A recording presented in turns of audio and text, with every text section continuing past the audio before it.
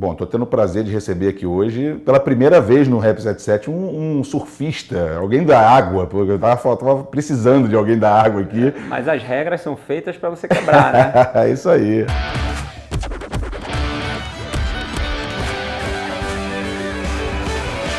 Antes de falar de qualquer coisa, você está com 52 já. É. Aliás, você deu um susto agora em julho, que eu quero que você fale um pouquinho disso, já para começar. Bati a cabeça, né? Que coisa incrível. Veja só, e é uma onda que não é tão grande, né? Mas é uma onda que tem o risco pela profundidade. Ela tem uma formação irregular, é uma onda de fundo de pedra, mas não de coral. As ondas de fundo de coral, pela geografia e pela qualidade do fundo, elas têm uma tendência a ser muito mais perfeitas, né? Sim. Essas de pedra, o fundo é mais velho, né? Então o desgaste já é mais irregular. A onda fica batendo ali, o desgaste já é mais irregular, ela tem uma tendência a ser bem mais difícil. E naquele dia em particular, eu tinha puxado já um amigo, puxado outro, tinha uma condição não muito boa, tinha um pessoal remando, eu não gosto de fazer o tow-in com o pessoal remando, né? Tava liberado, a gente já tinha falado com o pessoal, tudo, por respeito, né? E aí eu falei, vou pegar uma onda. Foi um dia normal, né? Não era competição, não era nada, você chegou e falou, vou lá, vou... Mas eu bati muito forte e abri um buraco, eu nunca tinha aberto um buraco daquele. Eu vi a foto, vi, acho que você postou muito... E dá uma traumatizada, né? Fica aquele trauma emocional, porque você sabe que a vida é muito frágil, né? Eu tenho filho, você tem filho, né? Até para voltar a surfar uma condição parecida, num lugar de laje também, em Saquarema, que é um lugar que eu vou sempre... O primeiro encontro foi um encontro assim onde eu estava ainda sentindo as emoções daquele acidente. E foi muito bom, porque eu peguei as ondas e falei, opa, que bom, ainda consigo passar por isso aqui sem o trauma, né? Porque depois, depois daquilo. Esse tipo de esporte machuca, né? Não precisa dizer que precisa ser corajoso. A gente estava até conversando aqui antes, o cara para ser surfista, ainda mais de ondas gigantes, que nem você é conhecido assim por ser acho que o percussor também, né? O primeiro, o pioneiro brasileiro. Um dos, né? Tivemos a antiga geração e eu fui o primeiro que encarou como profissão. Por isso que ficou mais essa marca, né? O cara que pegou a oportunidade e transformou em uma profissão. Mas virou uma referência, né? Porque talvez por isso ser o mais conhecido também. Por isso. Que mais conquistou e tal. Mas assim, a gente estava comentando, porque o cara tem que ser muito corajoso. Primeiro, para viver fazendo isso, procurando. E não é como se você tivesse 20 e poucos anos, 30 anos, você está com 52.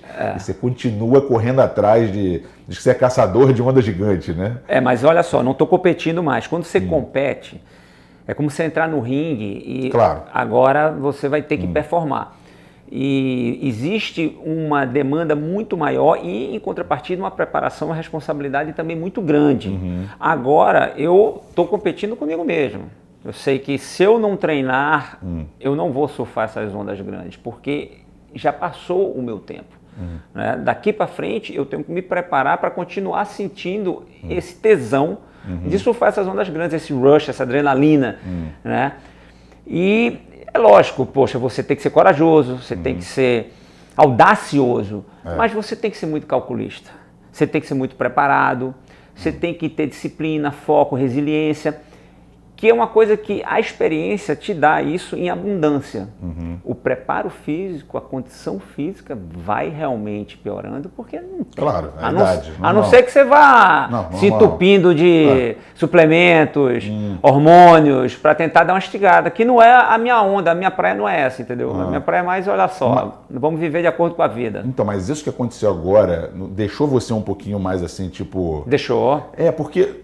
Cara, mal comparando, mas tiveram atletas que competiam em, como é que fala, asa delta, e aí morreu de asa delta. O cara que gosta de escalar a montanha, e aí morreu fazendo o que gosta, mas assim, sabia do risco e às vezes... Eu não quero morrer se for andar. Então, é isso que você não fica vendo assim, pô, caramba, essa foi acho melhor não ficar também exagerando, procurando, o tempo tá muito ruim, é melhor não ir. Olha só, Júnior, eu já andei de ambulância 3 vezes, não é legal.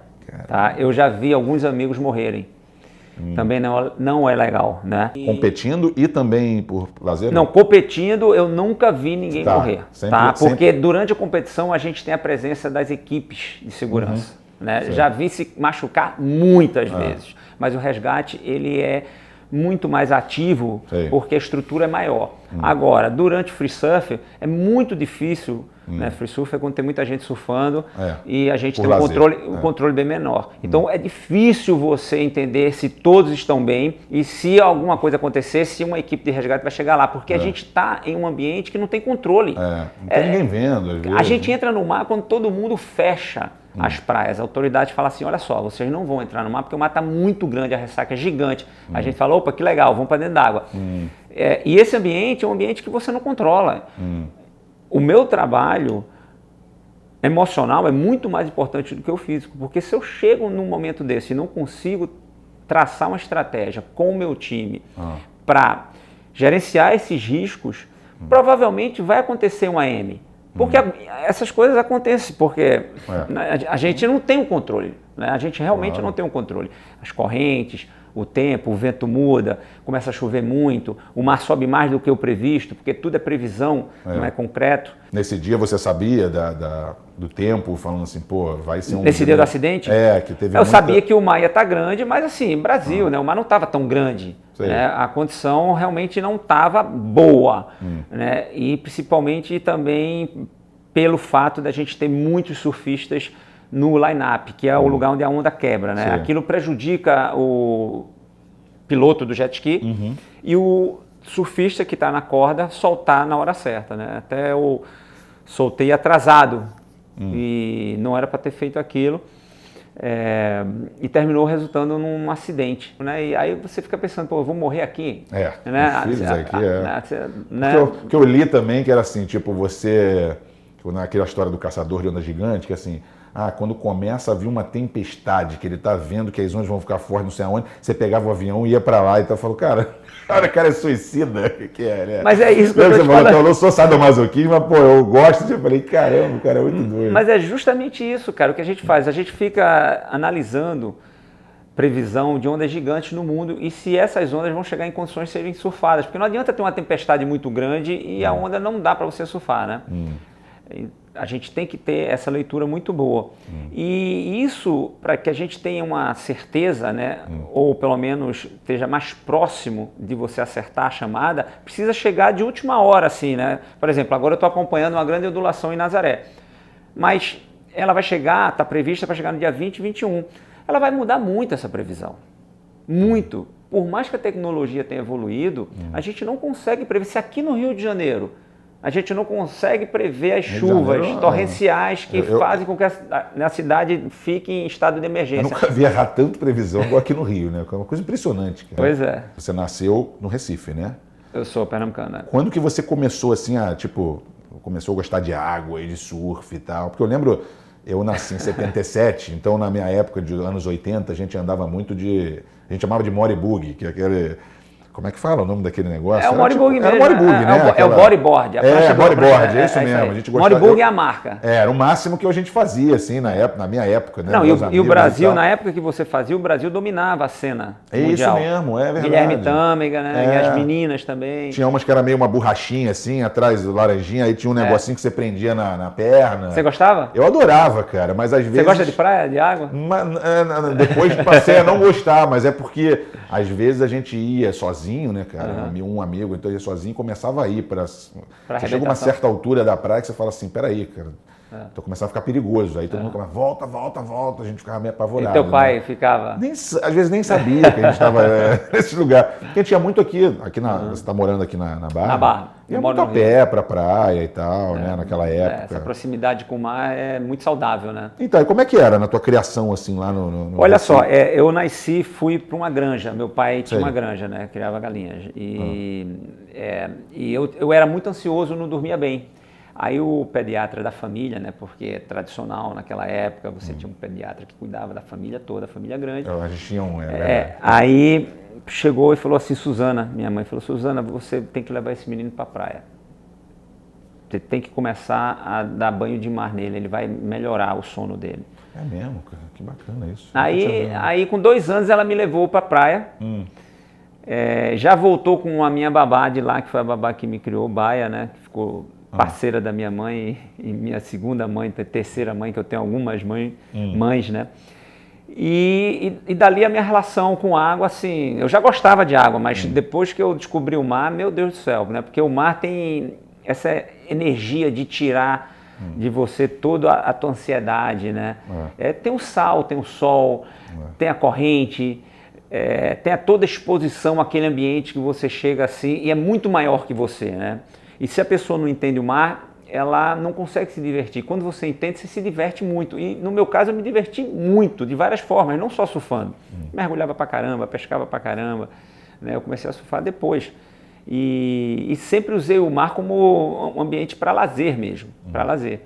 Então foi assim que começou a minha relação com o mar. Porque às vezes você quer pensar na vida, quer ficar sozinho e tal. O mar é uma coisa meio perfeita, né? Você chegar ali, ficar olhando e quero sair um pouco. Mas assim, até você começar, que nem eu estava contando aqui da gente com o Morebug lá, quando é que você começou a falar, pô, gosto de surf, quero começar a surfar? Porque isso nós estamos falando de que... Aí a gente vai se aprofundar. Estamos falando em 70, isso?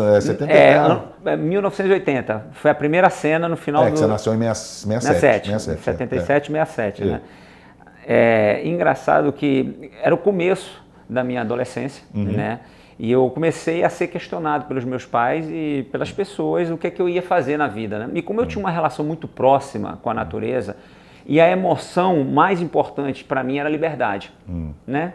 Eu vivia dentro dos canaviais, dos açudes, das ribeiras, dos lagos, dos rios, dos mares, subindo nas árvores, assim, não tinha internet, não tinha celular, ninguém te achava, assim, era outro mundo. Eu passava o dia livre, né? E estudava para poder chegar logo outro momento assim, né? Porque em casa, por mais que eu tivesse liberdade, eu tinha que ir para escola, né? As pessoas para achar a gente tinham que ligar para o telefone fixo de casa, só isso. Não, a única maneira. Porque não... Se tu estivesse em casa. Se tivesse em casa, né? Porque senão tava empinando pipa, jogando bola de gude, futebol, dentro do mangue, catando caranguejo, pegando beta.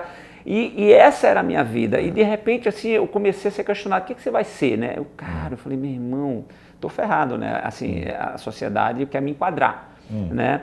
E eu vou perder tudo isso aqui, essa relação que eu tenho, que me nutre muito. E aí eu tô em Boa Viagem, vejo uma cena que eu nunca vou me esquecer daquela cena. Aquela cena é uma cena muito marcante na minha vida. Eu vejo 4 garotões um pouco mais velhos que eu. Eu tinha 12 para 13, a galera tinha 15. E aí os caras estavam sem camisa, de board short, né, short de surfista, coloridos, bronzeados, com as pranchas coloridas, assim. Eu falei, cara, eu quero aquilo. É mesmo. Eu falei, meu irmão, eu quero aquilo é demais, porque também tinha o contracultura, né? Você é carioca, né? Sou carioca, da Gema. E você imagina, há 40 anos atrás, o Nordeste. Né?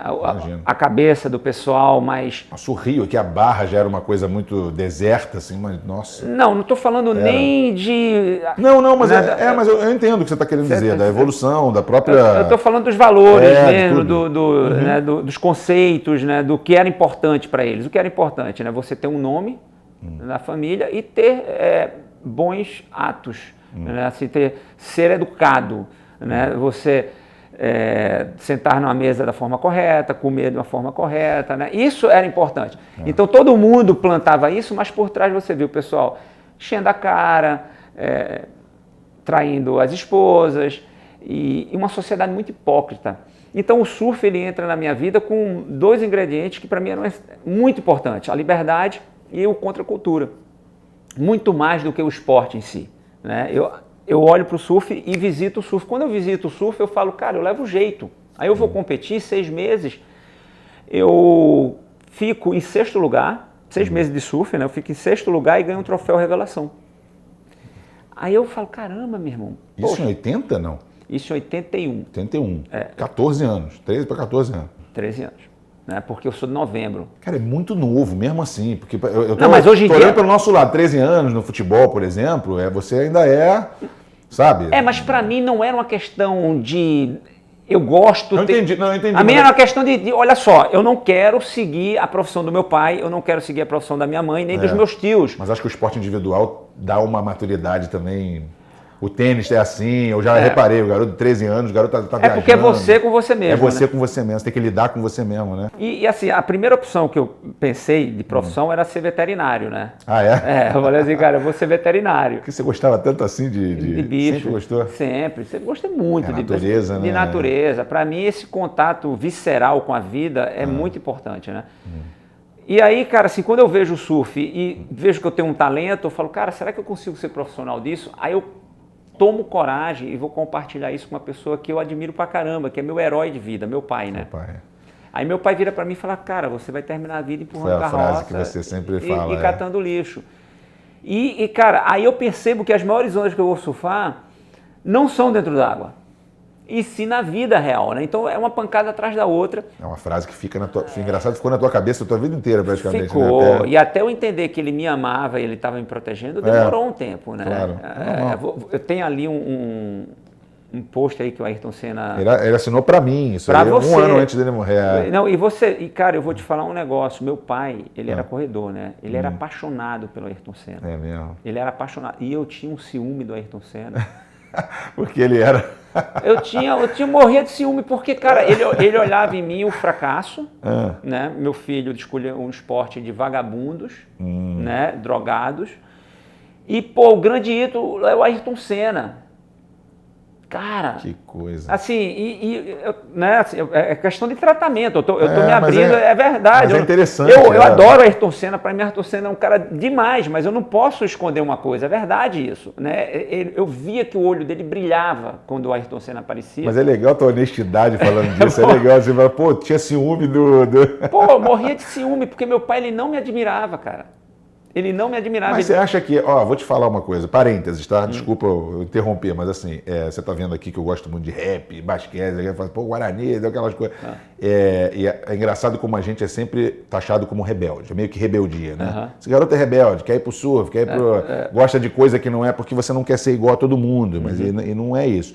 E meu pai, que conquistou tudo na vida com muito esforço, eu achava sempre que ele não apoiava.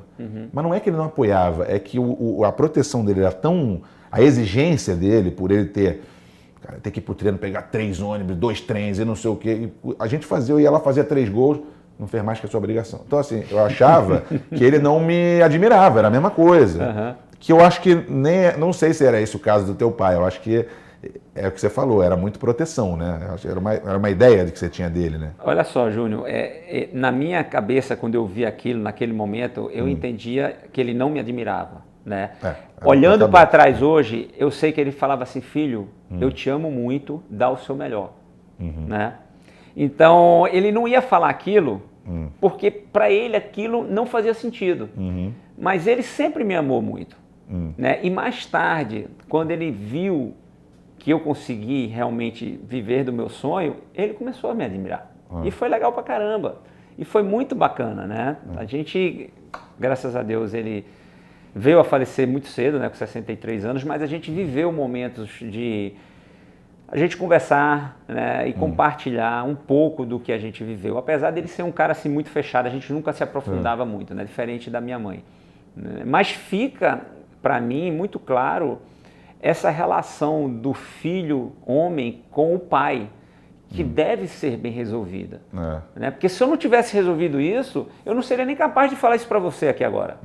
Né? Mas para mim está tudo ótimo. Tá? Assim, pô, né? A gente está falando de 2 pessoas que já passaram. Um grande ídolo, o Ayrton Senna, que deixou uma história de vida incrível, né? Que motiva a gente até hoje, que vai perpetuar para sempre. Né?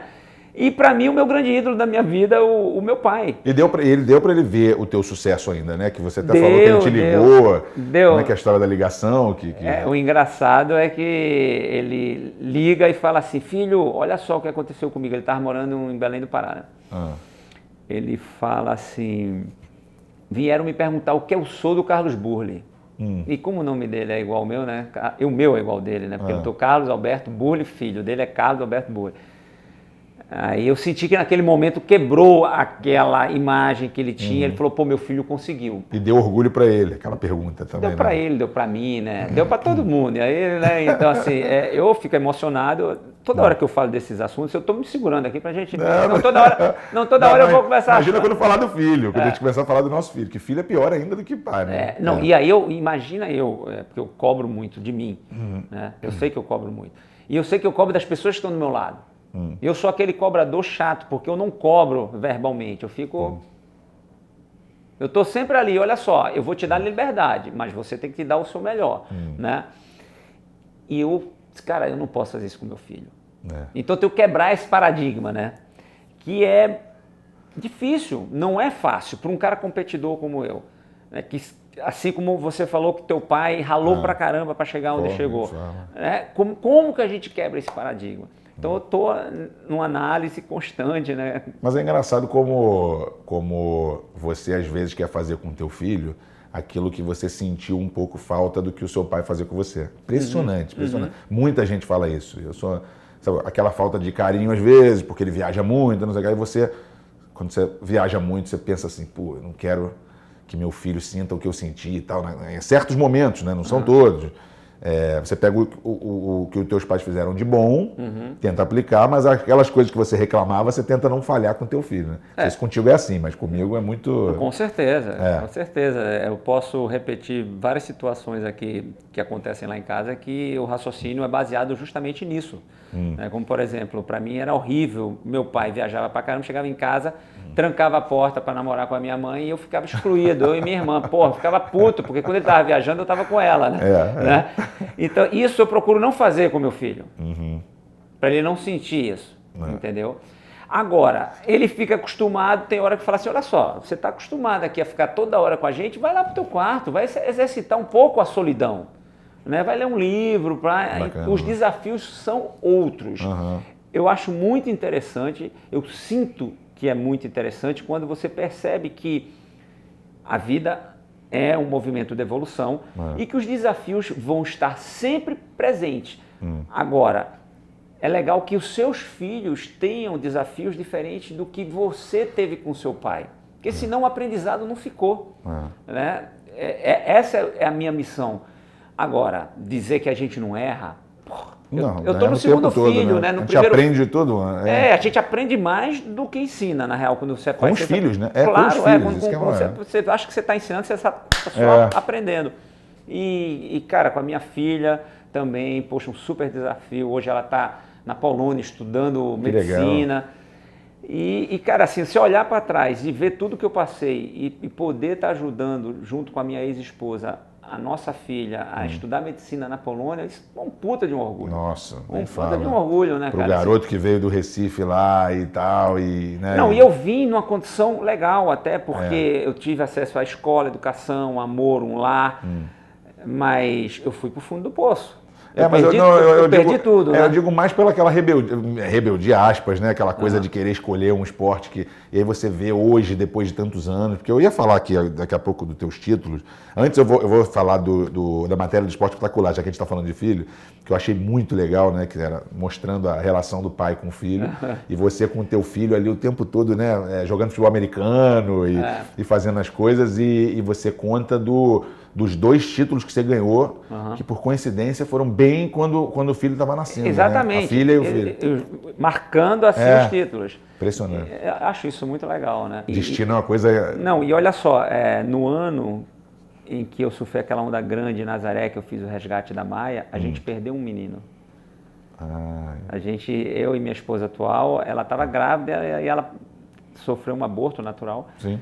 E foi bem quando eu estava viajando, né? Porque essa vida de surfista profissional, cara, eu vou te falar, é de ondas grandes, né? Você não sabe quando vai acontecer, você tem que estar pronto 365 dias no ano, você tem que administrar um estresse enorme, porque todas as suas relações continuam, né? Com os patrocinadores, com as pessoas que estão fazendo algum projeto com você, a equipe dentro d'água, a equipe fora d'água, a tua família, teus familiares... E você não pode perder o dia. Que dia? Você não sabe que dia, Júnior. Pô, não é que você vai jogar a final no Maracanã naquela hora. Todo mundo tá vendo. Pô, você não sabe. O mar vai ficar gigante e o cara te chama para um projeto ou você mesmo faz a tua chamada e você tem que estar presente lá e não tem aniversário, não tem Natal, não tem Ano Novo, não tem gripe. Né? Tô gripado, tô doente, e você perde a oportunidade da vida. De bater um recorde, de pegar você uma onda perde a oportunidade absurda, da vida, né? E aí você traz tudo isso para o teu ambiente familiar, né? Que aí você estava falando da relação com os filhos.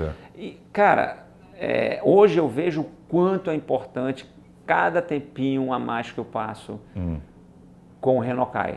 Né, que é o nosso filho. O nome dele, aliás, veio do rio Reno e o Kai é o quê? É o mar. É o mar, é o encontro do rio com o mar, né? Na nossa cabeça, sim. E a gente fez também uma cabala, né? A cabala, e aí os números, né, deram legais, para lá. Que a gente gosta dessas coisas, astrologia, cabala, reiki, meditação, yoga. Qualquer coisa que provoque o teu intelecto e estimule o autoconhecimento, pra gente é interessante. Sem preconceito. E não foi influência de Havaí, essas coisas, não? Foi. Foi. Não tem jeito. Eu amo Havaí, eu vou para Havaí há, sei lá, 34 anos. Caramba. Eu fiz uma promessa que, né, todo ano eu tenho que ir lá. Eu prometi. A primeira vez que eu fui lá, eu falei, cara, eu amo tanto esse lugar que eu prometo que eu vou voltar sempre. Aí um amigo Mas não foi promessa baseada em alguma coisa, não? Tipo, se eu começar a ganhar e se eu virar... Aqui, não, foi só mesmo... E você vê, cara... É a minha promessa de show de rap. É uma coisa. De qual foi a tua promessa? Não tem promessa, mas todo ano tem que estar lá, vendo um monte de show. Isso assim, velho. Pô, que legal. Mas o teu é engraçado. Você tem que me convidar para fazer um... Vambora, pô. Óbvio. Né? Tem que ser num lugar que também tenha um... Não, de vez em quando também é bom você sair da água, que nem você falou, você viu o estúdio, saiu da água um pouquinho, né? Vai para Nova York, no frio, entendeu? Naquele concreto lá que não tem, não tem surf, porque está acostumado com Havaí, com essas coisas, com esses lugares. E também eu não fico muito confortável falando só de surf, né? Claro. É chato. Esse negócio, poxa, você só fala de surf toda hora, às vezes... Quer sair um pouco do... É muito limitante. Né? Você, por exemplo, eu não ia te conhecer se eu não tivesse a oportunidade de estar conversando contigo agora. E as histórias que você já me contou e as coisas que a gente está compartilhando... e eu gosto muito de entender que existem circunstâncias bem diferentes que as pessoas vivem e que são bem parecidas com as nossas e a gente não imagina que aquilo acontece. Então, assim, o ser humano e a vida são duas coisas que me fascinam, né? A nossa capacidade de se reinventar, de se adaptar e a nossa vontade contínua de evoluir, cara... Se alguém chegar para você e falar assim, o mundo está piorando, está se acabando, é mentira. Tem muita coisa legal, né? Muita coisa boa para se aproveitar na vida. Olha só, olha a tecnologia que tem aqui dentro. Antigamente a gente gravava com as câmeras enormes, eu não estou nem vendo tuas câmeras. Cadê tuas câmeras? Estão por aqui, você não está vendo nada. Eu não estou nem vendo. Você não sabe nem para onde você está olhando. Não, eu acho muito engraçado, na minha época, poxa, eu não gosto de sair à night, né? Para mim, eu sou um cara muito diurno. Você falou para mim que você dormia, que hora você dorme? Ontem eu fui dormir às 9. 9, cara. Nem começou o jogo do Flamengo e Vasco ontem. Pô, acordei com um cara gritando do meu lado. Não sei o quê, parará. Cara... Eu tinha assim, a avó que dormia 8 e pouco da noite, antes do Jornal Nacional. Mas lá no Nordeste era assim, né? O meu padrasto não, desculpa, padrinho, né? Ele me acordava às 3h30 para 4 horas, a gente está fazendo respiração, para 4h30 a gente está tirando leite das vacas na cocheira. Aí eu nunca vou me esquecer daquilo, entendeu? Aí quando dava 5 horas da tarde... Não tem como ver à noite mesmo, não tem como ver jogo à noite. Não, 5 horas da tarde, todo mundo já jantado. Que coisa de maluco. Minha mãe janta às 10 aqui. Né? Mas é costume, cara, assim, não tem certo, tem errado. Mas, né? Você sabe, você falou o negócio você falou assim, às vezes eu fico meio assim, eu não quero falar de surf e tal, não sei o quê. Só que você sabe muito bem que tudo que você fez, que é o que você falou, foi por isso, Só que pra gente também é a mesma coisa. A gente, eu comecei o programa aqui dizendo que você, foi a primeira vez que eu tô recebendo alguém do surf aqui. E quando você vai pesquisar e vai olhar, e aí eu começo a ver, eu estava vendo seus títulos ali, 98, depois do circuito de 2009, 10, aí você pensa assim, pô, um circuito de surf, aí daqui a pouco você vai ver, de ondas gigantes, de remada, fala, mas o que é isso? Aí você fica meio, porque você fica curioso também, porque é esporte, né? A gente gosta de esporte, então eu gosto de entender, o surf agora virou olímpico, né? Esporte olímpico, né? Você vê, outro dia eu entrevistei um DJ de rap nos Estados Unidos, que o breakdance breakdancing, que é uma dança, né? Tá virando esporte olímpico. Que dizer, isso? Olha como é que as coisas, né, vão... Que legal, né? É muito... Eu quero viver, cara, eu quero acompanhar tudo isso. Cara, é muito bacana, porque você acompanhar essa evolução, né? Caralho, breakdance, desculpa. Breakdance, não, pode falar à vontade, que aqui não é televisão. Eu nunca imaginei que irado, hein, cara? Então, isso é muito legal, porque você mostra uma evolução. Cara. Tinha uma coisa do futebol de areia também, que lembra, que todo mundo falava, tem que virar esporte olímpico, do beach soccer e tal. Não, e o nível que os caras chegaram. Então, o beach voleibol já é o vôlei de praia já é uma realidade. Você, você falou o negócio do horário também, como é que é assim, por exemplo, você está num lugar, o tempo tá ruim, aí tá a onda gigante. Acontece de tipo 7 horas da manhã, cara, a onda tá indo forte, aí você tem que ir. Ou 11 horas, 10 horas da noite, tem um negócio de horário, como é que é? Olha só, vou te falar assim, tentar resumir. Você imagina, eu tô aqui hoje, são, whatever, meio-dia. 11 e pouco, é quase meio-dia. Meio-dia, né? E aí a gente tem que ir para um lugar, Havaí tá 7 horas na frente, né? Então Havaí ainda nem amanheceu. Tá. Aí amanhã eu abro meu e-mail e falo assim, tenho que competir no Havaí, né? Aí eu pego um avião, vou para o Havaí, vou competir e tenho que surfar numa hora que geralmente eu não surfo, meu corpo não está adaptado. Sei. Né? E fora isso, tem toda a expectativa de entender, se não for uma competição, quando que a onda vai chegar. Né? Então tem aquela leitura, que é, poxa, qual vai ser o melhor dia? Ou dentro desse dia, qual o melhor horário? Onde as condições vão estar melhor. Né? Vento, maré, tamanho da ondulação, tudo isso me fascina. Né? Isso que me fez ser bem sucedido. Né? Pensar, articular, competir e fazer o plano para poder, dentro daquela comunidade, estar no lugar certo, na hora certa e pegar a melhor onda. Ou a melhor estratégia de competição. Isso tudo me fascina. Eu gosto muito disso.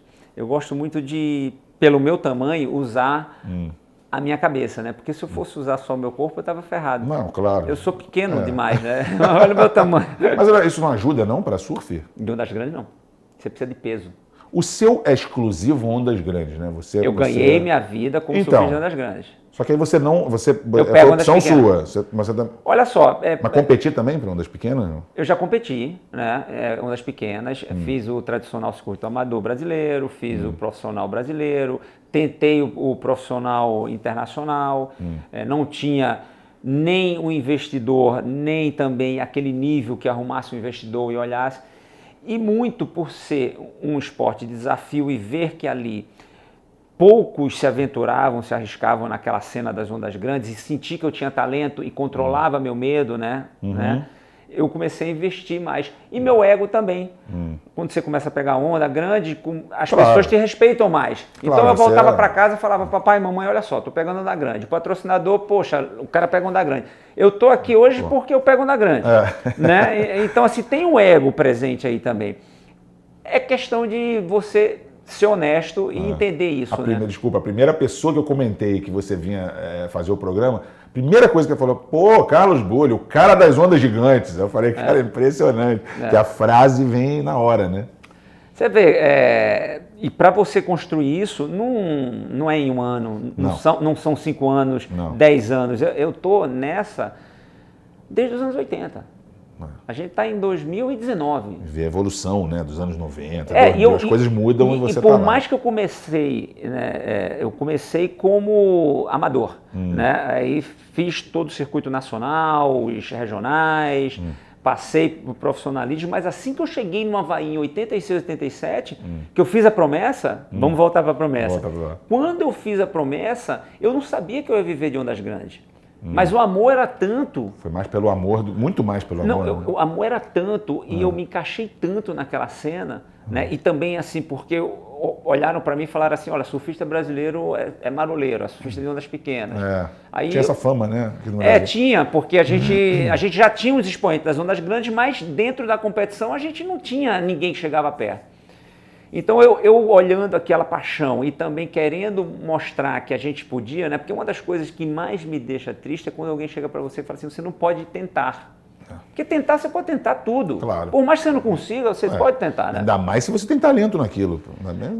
E você pode tentar. Né? Ainda mais se você tiver bem intencionado, não for fazer mal para você nem para os outros. Então, cara, what the heck? Com certeza. Pô, não, você não pode surfar ondas grandes porque você é mulher. Você lembra da história da Maia? Ninguém queria abraçar a Maia. Eu falei, pô, né, no começo todo mundo, legal, um time bonitinho. Quando ela começou a pegar ondas grandes, aí o pessoal começou a ficar com inveja.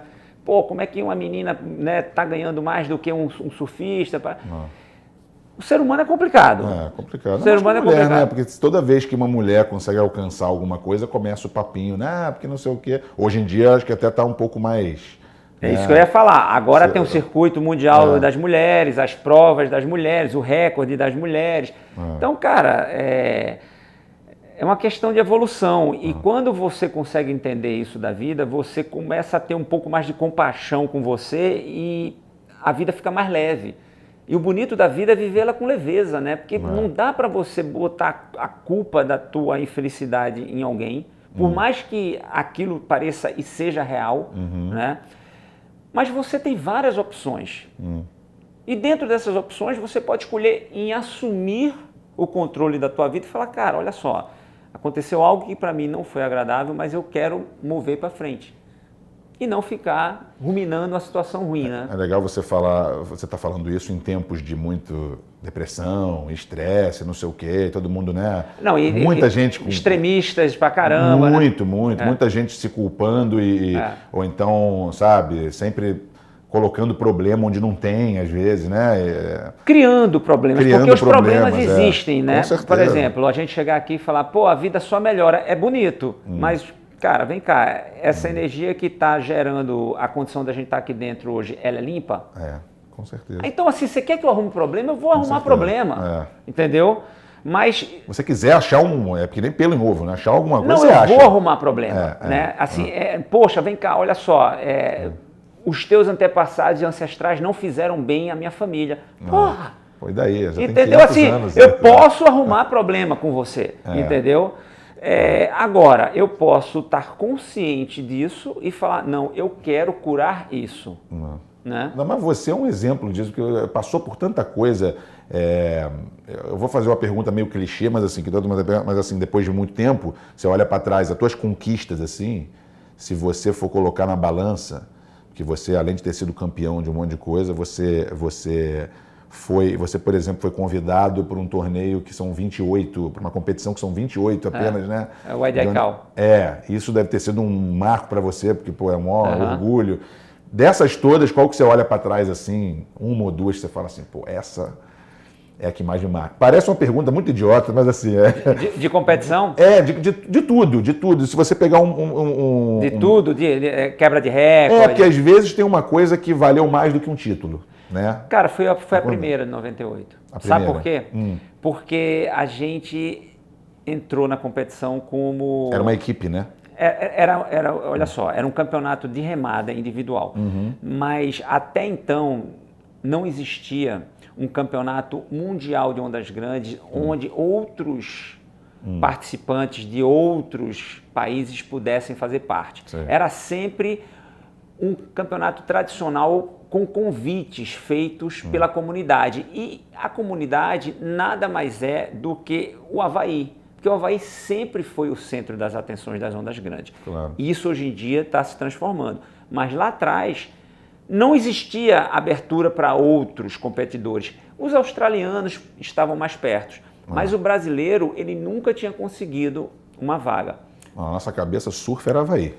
Honolulu, não, até hoje ainda existe essa associação. Mas onda grande, existiu o IDICAL, existiam os Big Riders e os brasileiros não faziam parte daquela cena. Então, quando a ISA, International Surf Association, que foi a responsável por levar o surf às Olimpíadas, fez um trabalho de anos, montando eventos e associações em vários países, ganhando força para, junto hoje com a World Surf League, entidades fortes levarem o surf para as Olimpíadas, com a intenção de rejuvenescer a imagem das Olimpíadas, levar também o lifestyle, a cultura do esporte, que a gente sabe que o surf tem muito isso, sustentabilidade, qualidade de vida, tudo rejuvenesce.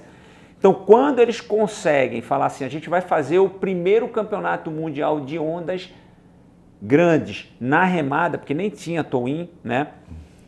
Eles pensam no Brasil, porque o Brasil já tinha o seu espaço como competidor. Não era campeão, mas já tinha o seu espaço como competidor, porque sempre foi uma nação forte. A gente entra com 2 representantes e um técnico. Eu, o Rodrigo Rezende, carioca, um excelente surfista, e o Rosaldo Cavalcante como técnico.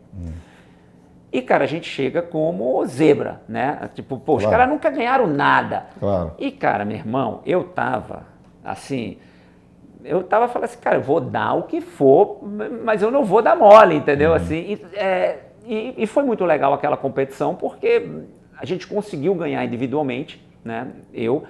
O Rodrigo Rezende ficou em quinto, então a gente levou os 2 títulos, individual e time. E de time. Cara, a gente arrombou, né? Mas o troféu é importante? Mas não foi o troféu.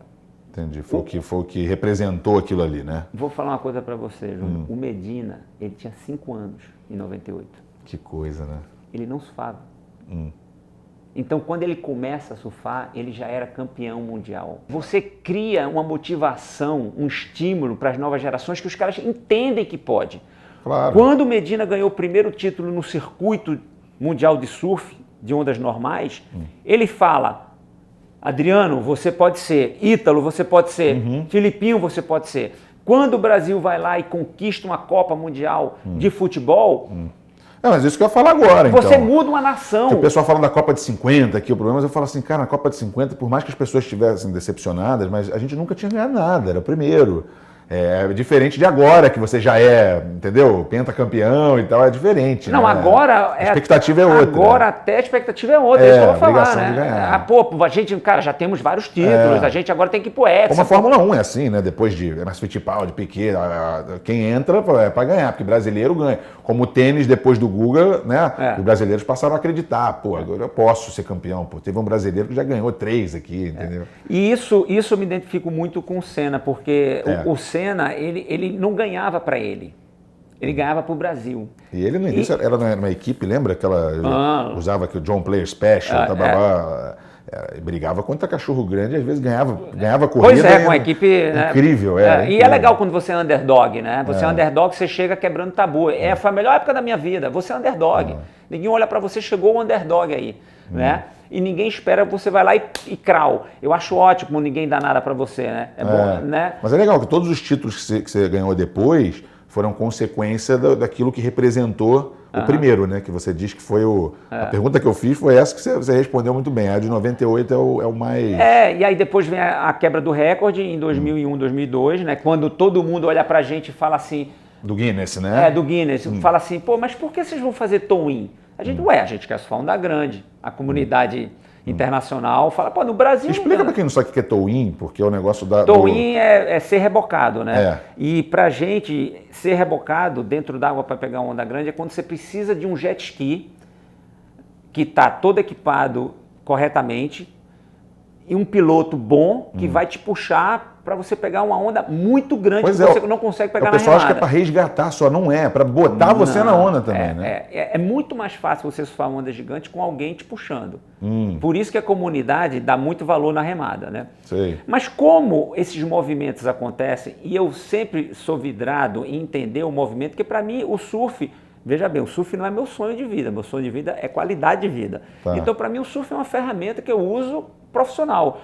Eu vou de acordo com a maré. Quando o pessoal fala, vamos remar, eu falo, opa, vamos remar. Vamos fazer tow-in? Opa, vamos fazer tow-in. Vamos fazer algum outro projeto? Vamos. Né? Eu tenho que estar up to date, tenho que me antecipar e tenho que entender como o ambiente está... favorável ou não. Pois é, como o ambiente ele se movimenta, né? Como que ele está funcionando para eu poder ter as melhores ferramentas e me preparar, né, me capacitar para entregar melhor. O tow-in começou quando? Que você foi um dos que ajudou a implementar isso ou não? Não, eu fui um dos que ajudou a criar o tow-in no Brasil. Tá, no Brasil. Uma equipe, o Romeu Bruno foi o primeiro, que se interessou, junto com o João, aí depois a gente criou um time chamado Power Surf Team, todo mundo botou um dinheiro, a gente comprou aquele jet ski de 2 tempos, fazia uma fumaça da gota, bico de pato. E era uma discussão e os projetos eram bem complicados e os equipamentos bem diferentes. no começo dos anos 2000, final dos anos 90. Eu sou campeão mundial na remada 98, em 99 eu começo a entrar no Toin. Mas oficialmente, mundialmente em competição, 95. O Toin começou em 95? Não, competição em 2000. Então em 98 não tinha quando você competiu, né? Tinha o Strap Team, que é o Laird Hampton, junto com o Derek Donner, Buzz Kerbox, o pessoal do Havaí, já fazendo o Toin até com o Zodiac. E depois com o próprio jet ski, e eles começam a se desenvolver, deixa todo mundo para trás. Quando a gente presta atenção naquilo, fala, cara, olha só, os caras estão surfando ondas bem maiores com a ajuda do jet ski, vamos fazer a mesma coisa? Então a gente vem logo depois deles. E hoje você vê Rodrigo Costa com o recorde mundial da maior onda, Maia Gabeira com o recorde mundial da maior onda, Lucas Chianca como um dos melhores surfistas de ondas grandes, tanto no Toin como na remada também, um expoente, que é o garoto que eu treino, né, que é o Lucas Chumbo. E você vê o Brazilian Storm.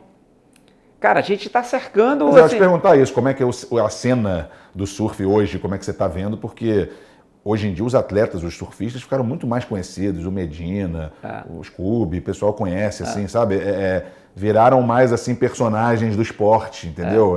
Que era uma coisa antigamente que você não prestava muita atenção. Hoje, né, quando você convida e tal, tem um surfista, tem como é que é para você ver essa evolução? Eu vou começar essa resposta com uma pergunta. Você já viu alguma coisa na vida positiva que não tem uma contrapartida? Não. Fala a verdade. Não. Me diz assim uma coisa que você acha, que chega só para somar. Claro, tudo tem prós e contras na vida, não tem jeito. Então, assim, você tem agora o esporte, um esporte de celebridade, um esporte reconhecido. Eu já até imagino onde você... Não, cara, você confunde a cabeça. Eu sei. Você confunde a cabeça. Então, o jovem que ele está começando ali, que ele pensou em ser um atleta profissional, ele olha para o lado, vê uma celebridade ganhando mais dinheiro do que ele. E aquele cara não compete, aquele cara não treina. E aí... Mas só para você saber isso em qualquer esporte, tá? Porque não, muda, você sabe. Então, assim, é isso que eu estou te falando. Né? Assim, o importante é você saber que o meio vai mudando e que você vai ter desafios diferentes.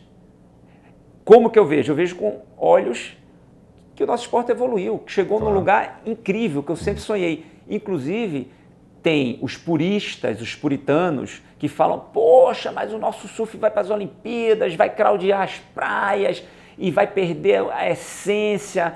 Inclusive, alguns profissionais falam isso e eu sempre falei para todo mundo, eu falei assim, olha só, gente, deixa eu te falar um negócio. Você pode ganhar uma parafina ou 1 milhão. A relação é a mesma. Alguém está te dando um apoio. Não existe meio profissional, né? Você sai daqui hoje e fala assim, eu sou meio vegano. Porra, ou você é vegano ou você não é vegano. Mas é engraçado você falando, que aquela coisa do purista que você falou, é a mesma coisa, por exemplo, com jiu-jitsu ou com rap que eu estava te falando agora, que você é uma tribo. Você quer tanto que aquilo seja reconhecido. Aí quando as pessoas te reconhecem, e aí começa a virar uma coisa que nem no rap, por exemplo, pop, aí você começa a reclamar que não está sendo... não tem a essência mais. E aí é complicado, porque dá para dividir, né? Fica meio dividido também, né? Mas olha só, cara, o universo evolui sem atrito. Não, tudo tem atrito. Tudo tem atrito. Né? O problema é que a gente faz do atrito a coisa mais importante da vida. E, na realidade... Ao invés de falar das coisas boas, né? Não, o atrito é importante para você evoluir. Não para você se queixar. O atrito, você fala, opa, atrito, vai gerar fogo. Vou ligar uma fogueira, vou aquecer, vou esquentar um almoço. Vou comer um negócio. Assim, vê o lado positivo de tudo, né? Cara, assim, é lógico. Não, mas é fácil você ser positivo vendo o mundo se acabar. Meu irmão, né, o problema da mancha de óleo. Um absurdo. Mas realmente, não dá para tapar o olho e dizer que diariamente, constantemente, a gente está fazendo muito pior do que uma mancha de óleo com o mundo. A quantidade... longe. Olha a Olimpíada aqui, como é que foi, né? Nossa. Olha a quantidade de resíduo sólido que a gente despeja inadequadamente no meio ambiente, toda hora. Então, vem uma mancha de óleo, todo mundo, o governo, as ONGs, não sei o que, todo mundo...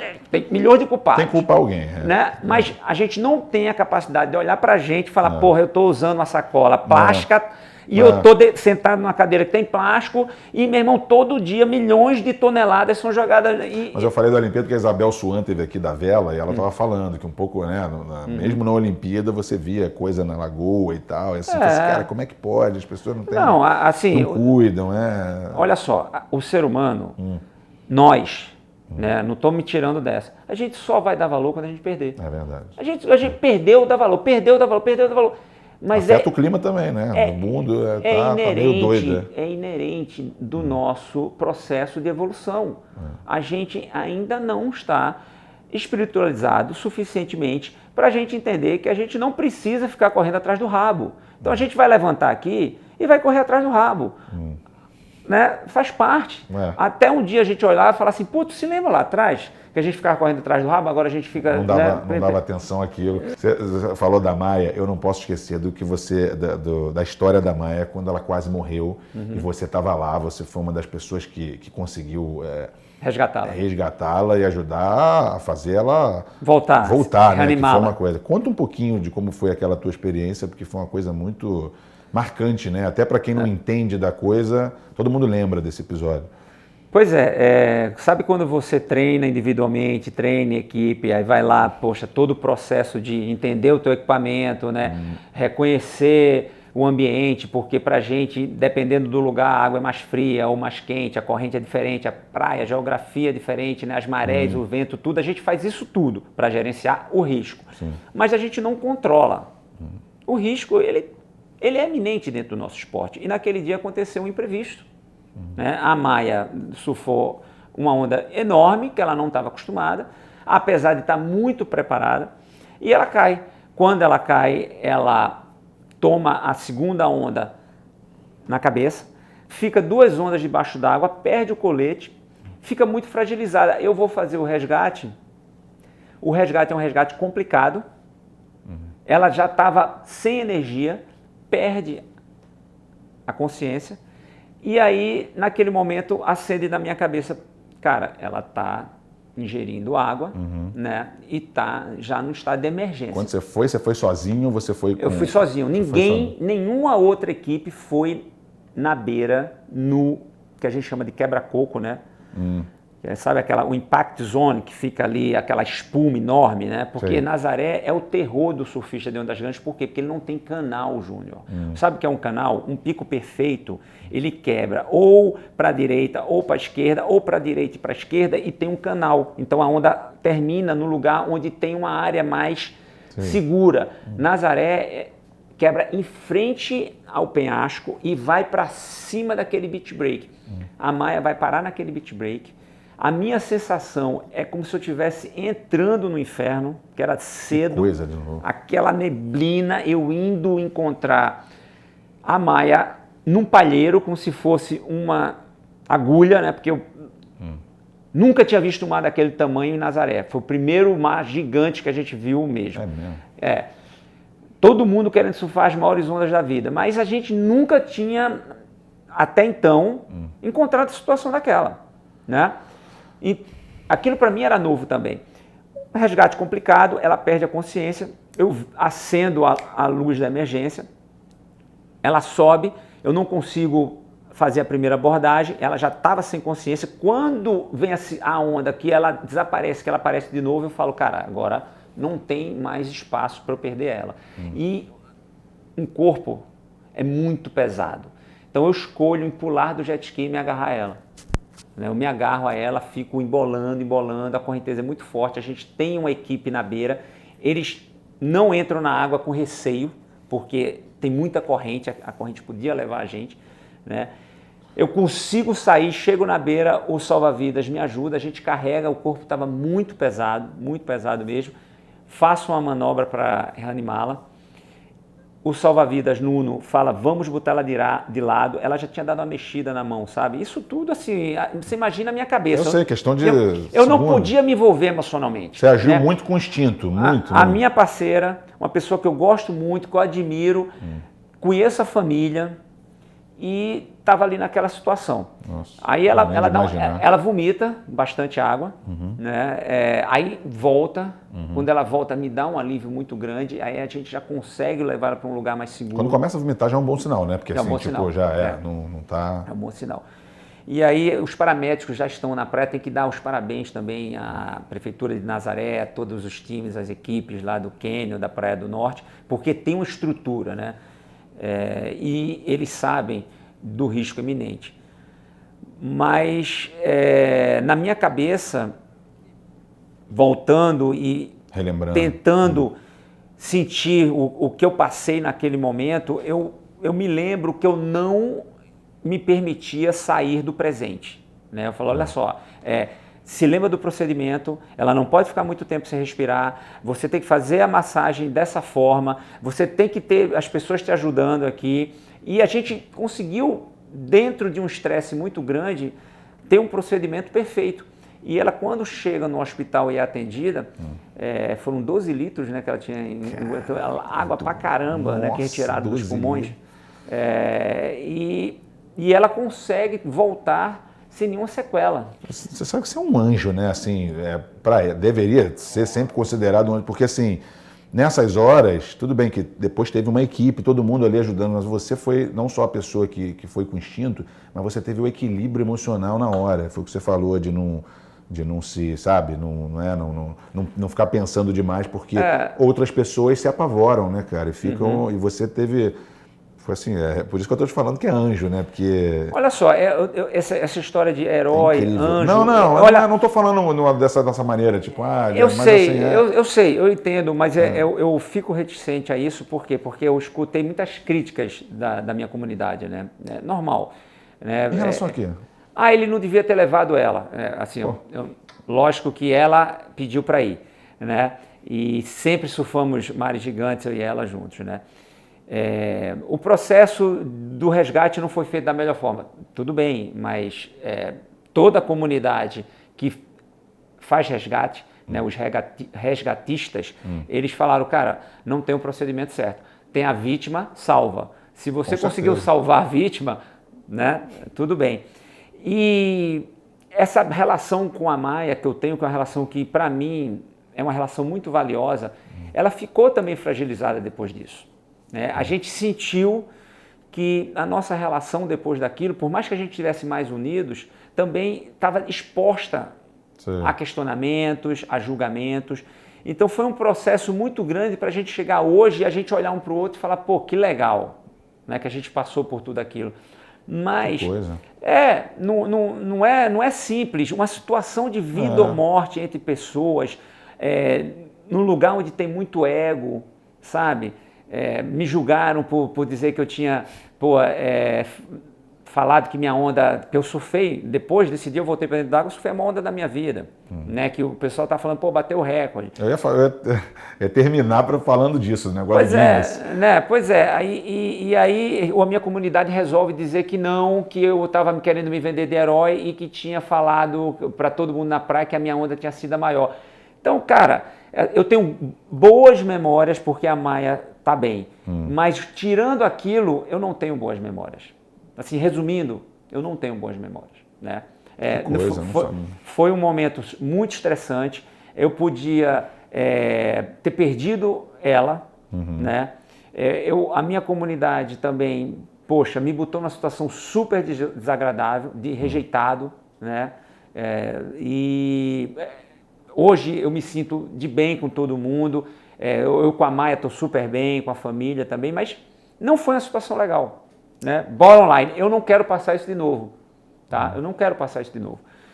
Se tiver que passar, eu vou passar, mas eu não quero passar isso de novo. Mas estou muito feliz e rezo todo dia e agradeço, porque eu vejo ela, bem saudável. Saudável, com recorde, feliz, realizada, atrás dos sonhos dela, é uma menina legal, sabe? Pô, cara, isso me dá isso é a melhor coisa que pode, né? Isso é o que vale tudo que eu vivi.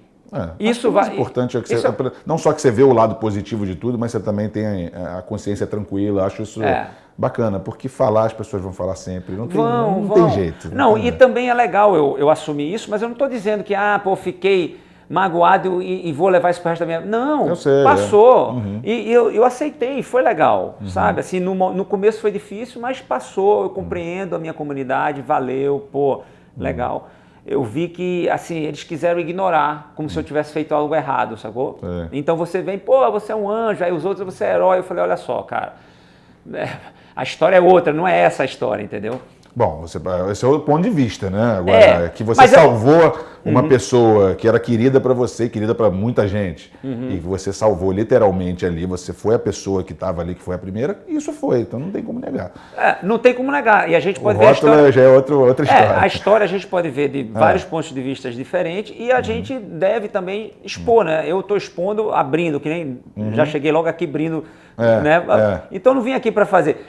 Júnior, olha só, foi maneiro? Foi. Mas teve... Né? Assim como você agora também ficou desacordado e tal, e deve ter, alguém foi lá e te ajudou a sair dali. Não foi a mesma situação, mas assim, complicada de qualquer maneira. Né? Ou seja, você está sempre precisando de ajuda na vida. Com certeza. Acho que o bonito da vida é isso, sabe? E tem coisas que você não brinca. Né? Com a vida você não brinca. Sabe? Você não brinca com as emoções das outras pessoas, não é legal, cara. E eu aprendi bastante naquela situação com isso também, não só com o resgate, mas também da forma como lidar com os seres humanos, perdoar também, entender e né, dar um passo e seguir a vida. Mas vamos terminar com coisa boa, que eu quero falar já que você falou do recorde, eu quero saber o seguinte, porque eu fui ler o negócio, ele pode voltar alguém, aí eu não entendi nada, o que é pode voltar numa descrição lá sua? E aí eu fui entender que primeiro você bateu o recorde, a onda de 23 metros. Depois um americano oficialmente passou, né, por 30. Só que essa onda que você fala, que disseram que mediram, né, teve alguém que com um aplicativo, e que a onda tinha mais de 32 metros. 32 metros, E aí por que... Como é que é a história? Por que você não é reconhecido como a maior onda? Olha só, eu acabei de falar sobre isso, né? Esse processo dessa onda aconteceu durante essa ondulação, onde o acidente da Maia... E aí, então, quando eu saio do mar, que todo mundo começa a falar que, nossa, você surfou a maior onda, no maior mar que a gente já viu aqui, e um fotógrafo que tinha fotografado a onda do recorde do Garrett McNamara, levou para o mesmo oceanógrafo que tinha medido a onda do recorde do McNamara e viu que a minha onda era maior, no mesmo quesito ela era maior, falou, poxa, essa onda é recorde. Só que quem é que fala que a onda é recorde? É a World Surf League, o pessoal do XXL. Você imagina teu pai faz gol, aí todo mundo fala, peraí, a gente só vai validar esse gol daqui a um ano. Você imagina o Usain Bolt correr, peraí, a gente só vai saber na velocidade que ele correu daqui a um ano. O que acontece hoje no surf é isso. Então, honestamente, vocês estão sendo enganados. Sabe assim, não existe tamanho de onda. Cara. Não existe tamanho, ninguém consegue medir. Porque se conseguir... Até hoje ainda é assim, né? 30 e poucos anos. Um dia vão conseguir, tá? Mas dizer que você consegue medir 22,8 metros é mentira. Não tem VAR, não tem o VAR. Sabe o que é o VAR, né? Do futebol não tem, não. Cara, assim, se fosse fácil de medir, você sai do mar, o cara mede. Pum, mediu. Bateu o recorde agora, tá comprovado, tá o vídeo aqui. É mentira. É tudo mentira para enganar bobo. Que entendeu? Coisa, cara. Então, assim, cara. Mas é legal, mas eu faço parte disso. E eu acho maneiro. Eu já bati recorde, eu já tive para bater. É melhor ter uma coisa que as pessoas ainda acreditem que ela existe, mesmo ela não sendo concreta, do que não ter. Então você acha que nunca, um dia, de repente, alguém vai reconhecer, vai chegar lá e botar, não? Não, a minha onda não. Não? Você acha que não? Não. Acho que eu tenho certeza que um dia eles vão medir a onda pelo menos melhor do que eles medem hoje em dia. Sei. Né? E que você não vai demorar um ano esperando para o cara falar, tua onda é maior, a outra onda é maior. Entendeu? Cara... nem virando esporte olímpico tem que dar um jeito. Olha só, você briga com a tua esposa, né? Você briga com a tua esposa. Você tem uma... Você naquela hora, você é uma pessoa. Daqui a 5 horas, você é outra pessoa. Daqui a 24 horas, daqui a um ano, você se transformou. As tuas células, elas se transformam e se reconectam, não se reconectam, se elas nascem de novo em 6 meses, né? A gente, cada 6 meses, a gente tem um corpo novo. Meu irmão, cara, assim, se você tá no calor da emoção agora, você é uma pessoa. Daqui a um ano, você já raciocinou, você já pensou, se você der o recorde para aquele cara, vai sair o patrocínio de não sei aonde, o outro patrocínio não sei o quê, não sei. Então, meu irmão, o ser humano, ele articula, ele é articulador. A gente só está onde a gente está porque a gente sabe articular. Bela analogia, né? Você ainda está fazendo palestra, não? Você ainda faz? Eu faço. Está fazendo? Como é que é na palestra? Você fala... Eu falo tudo que eu faço. É motivacional? Aqui. Como é que é? Assim... Depende da sua demanda. Se você, como empresa, quiser que eu fale sobre equipe, eu vou falar sobre equipe. Se você quiser que eu fale sobre gerenciamento de risco, aí eu vou falar sobre gerenciamento de risco. Ou, né, qualquer outro assunto que esteja preocupando a tua empresa. Né? Eu preciso motivar o meu time porque está vindo uma competição muito grande ou uma concorrência muito grande. Ou a gente está perdendo espaço para os meus competidores. E aí eu foco no tema da convenção. Como é que as pessoas sabem, procuram você? No nosso site, tem um site, é o carlosburle.com. Sempre bom, né? Para divulgar, para o pessoal saber quando quiser pegar até uma palestra. Não, e é legal porque eu já faço há muitos anos. E sabe por que eu comecei a fazer? Porque falavam que surfista não sabia se expressar.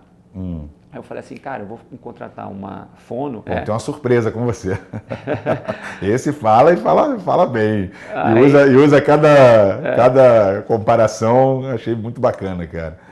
E aí é legal porque, e também olha a motivação, não era só eu ir lá e me remunerar, né? Você vê que eu queria provar para as pessoas com certeza que surfista sabia falar. E isso que a vida me motiva muito mais do que o financeiro, cara. O financeiro, acho muito legal. É uma ferramenta que eu uso assim como você usa, como todo mundo que está vendo a gente usa. Claro. Mas é apenas uma ferramenta. Mas o que te motiva? O que te motiva tem que ser coisas verdadeiras.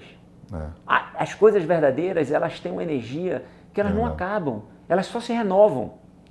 E isso é muito legal da vida. Quando você aprende isso, você fala, cara, pô, eu tenho uma energia que ela é renovável. Isso é sustentabilidade. Com certeza. Meu amigo, obrigado por você ter vindo aqui. Sucesso para você sempre. Uma horinha, passou rapidinho. Foi até mais, eu acho.